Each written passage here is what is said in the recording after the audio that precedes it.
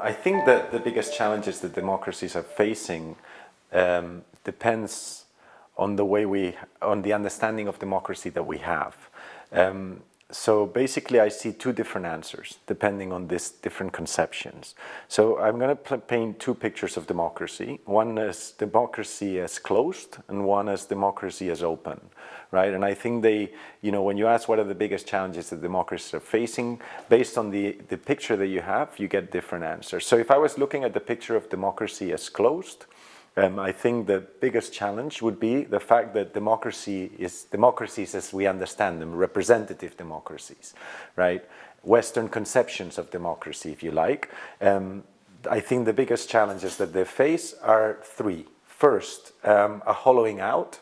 That is the idea that we have of our conception of representative democracy is clearly really disconnected from what people's expectations are of democracy. We see this in the way that voter turnout is constantly lowering, and at the same time we see more and more demonstrations of alternative forms of democracy on the streets, if you like the recent indigenous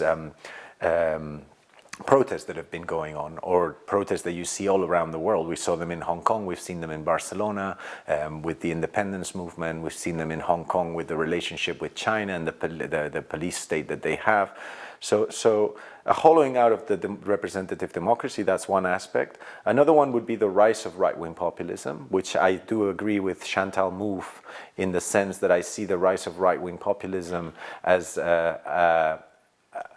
at least in a certain sense, a representation of the failure of socialist parties in Europe to be able to articulate a defense of those that are most affected by neoliberal globalization, right? So hollowing out of democracy, i.e. the liberal system not really, being even less democratic than it originally was. Obviously, if we were to have a deeper interpretation of what democracy means, we'd have to go back to the work of people like James Tully, which clearly allows us to see that we are speaking of representative democracies as democracies when in reality their genealogy is that of a non-democracy, right? So that's one aspect. And then the other aspect that I see that is important in this closed picture of democracy is left populism. Now, my critique of left populism has nothing to do with the general critique you get from a liberal perspective of what left populism is. That's not my critique. Nor am I thinking of left populism in the same vein as right populism. They're two different things.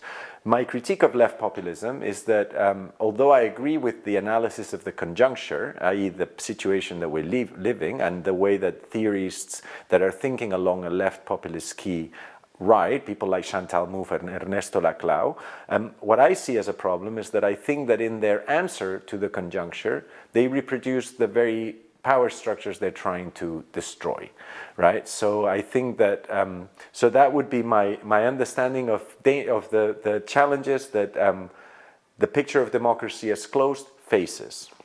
Now, let's think of the picture of democracy as open. Right? This is not about institutions, where people relate with each other thanks to the fact that we have these institutions that govern over us. The Leviathan, Thomas Hobbes, it's not part of this understanding of the picture of democracy as open. In the picture of democracy as open, democracy is the way we as individuals decide to relate with each other. Right? So we are democratic in the way that we act democratically. We are democratic in every step that we take that is democratic. We don't really think about a system of democracy. It's more like democratization practices. Right? I think it's a more useful language to use if we're really trying to understand democracy as in the imaginary of democracy that we have. So I think from this conception of open, and we think what are the biggest challenges that this open conception of democracy faces, it's not attacks from outside.